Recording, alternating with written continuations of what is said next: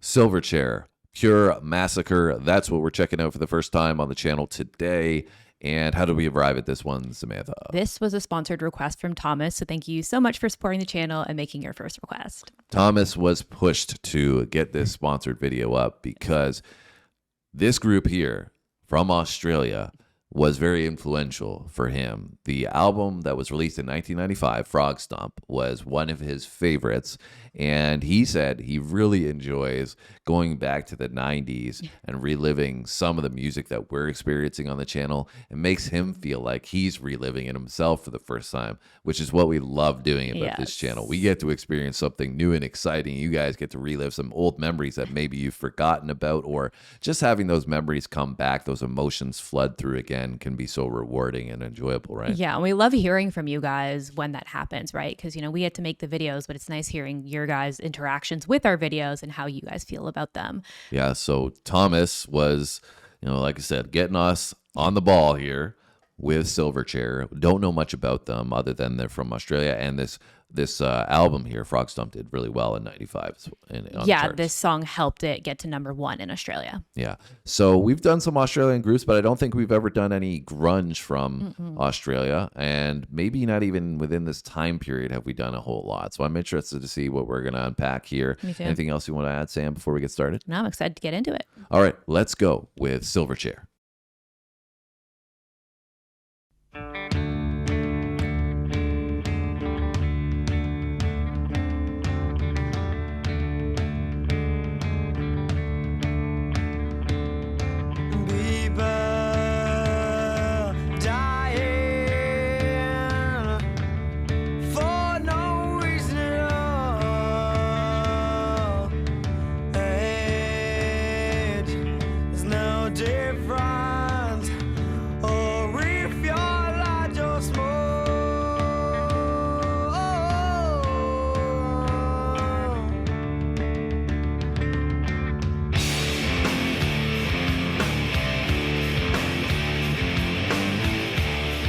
Okay.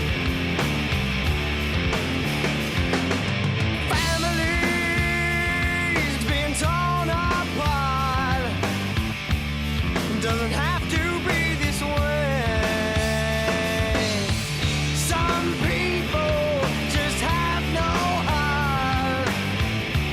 It's happening every day. Pure massacre. Pure massacre.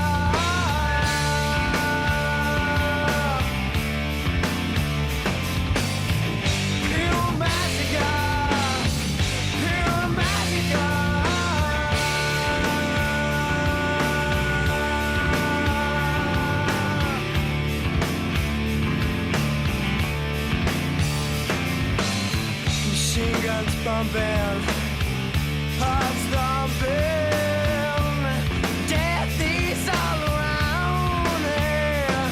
Uh-oh. People crying for freedom. No one hears the sound. Pure massacre. Pure massacre.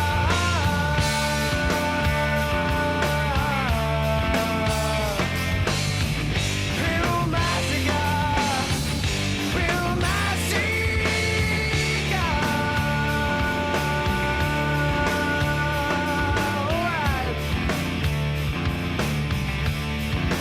Man, can really not get over how young these guys are. I mean, you read about it, it's one thing, but then you see it and it's something different. You know, to know that they were channeling this message and, you know, the pushback against maybe some of the corporate entities that are out there and the unforgivingness of the world really, you know, highlights the process that you go through, I think, sometimes as a teenager, right? Where you start questioning things in the world. And, you know, they have a stage here, a platform, and they're coming across in such a mature way in that sense, right? Because, you know, they're not out there, as we were joking previously writing. We were doing a song before about somebody that was 12 that wrote it. And we were joking about what we were thinking about at that time. For sure. And as you're getting into this teenage years, I think you start to look at the world a little bit differently, but to have a mature mindset about it is very, very difficult. Yeah, So for sure. And we had read when we were doing our research that the band member that wrote this was 15 when he wrote this. And I think like once you hit 15, 16, 17, like you have a little bit more of an outlook of like what you said, or you start to question things a little bit more. You get exposed to more maybe in history class or school and learn a little bit more about what's going on in the world. Maybe you're, in that era where you might pay attention to the news a little bit more, that kind of stuff. Like 12, I think is a little bit, you're not really doing that. Most people aren't doing that yet. I remember though, when I was that age, I think there was more controversy surrounding Iraq or something. I can't remember, how old I would have been, but I do remember being around those teenage years and starting to question some of the narratives that were out there about like I said, one of them was the weapons of mass destruction in Iraq. And there was some pushback on that, right? And I remember distinctly being a teenager and being like, what's actually going on here, and wanting to know more. And I think your curiosity starts to build as well. So for sure. Anyways, musically, I just want to quickly mention before we get back into it, we'll highlight more of the music at the end. It reminds me a lot of Alice in Chains. And I say that with high praise because I love Alice in Chains. So I'm, curious if this is representative of their sound on a whole, but even the video, I was getting that glimpse. Obviously the grunge era is what I'm talking about when I say that, but more so I could see, Alice in Chains being pretty similar. If I had to say, what's one group immediately that I think of, that would be them. Yeah, I could see that for sure.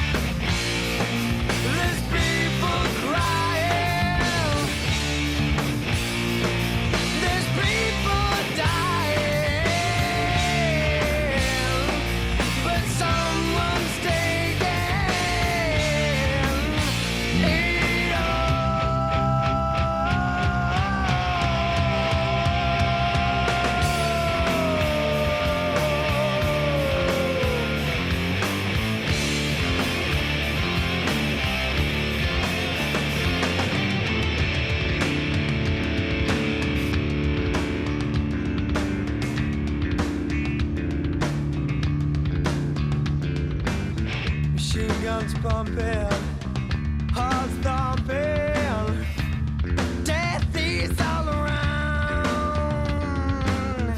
People crying for freedom. No one hears a sound. Real massacre, real massacre.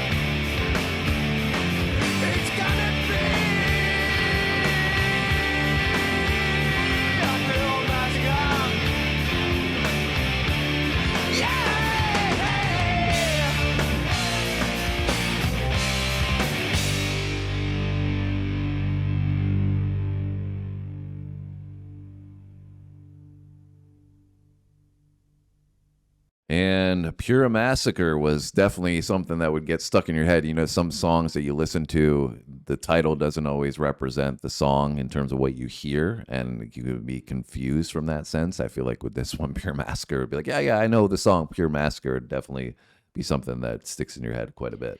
Yeah, for this, I really enjoyed the offset between the heavier riffs and the heavier instrumentation and his vocal. I feel like some of the other grunge music we've done, I've had a hard time understanding what they're saying just because of the style of the grunge vocal delivery. Whereas with this, I didn't really find that. I feel like it was a good blend of having that grunge feel, but his clarity was still really good. And I also felt like it even had this kind of storytelling aspect to it to some degree, because I felt like I was almost envisioning like a war and oppression and, you know, people going through hard times. So I feel like they did a really good job with bringing, like, driving the message home, but still keeping this like grungy alternative feel.